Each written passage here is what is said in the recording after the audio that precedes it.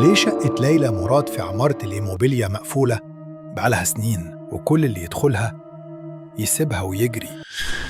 اشترك في القناة واضغط لايك وصلى على النبي علشان القصة الجاية يمكن تكون عنك. ويلا نبدأ الحكاية.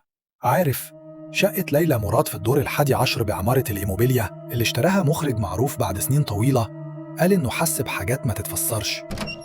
أول ما دخل الشقة لقى الدولاب القديم والسرير اللي كانت ليلى مراد بتنام عليه لسه زي ما هو، بس المشكلة إن المكان مش سايب ذكريات عادية. بيقول إنه بالليل كان بيسمع ويشوف خطوات ست ماشية بالروب الأبيض جوه أوضة النوم.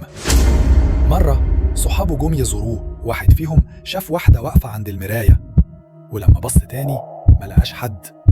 الأسانسير كمان كان بيتحرك لوحده، وليلتها وهو نازل يشتري سجاير المصعد وقف فجأة وكأنه في حد ماسك الزر. ساعتها سمع صوت ست بتقول: انت مش هتخرج من هنا.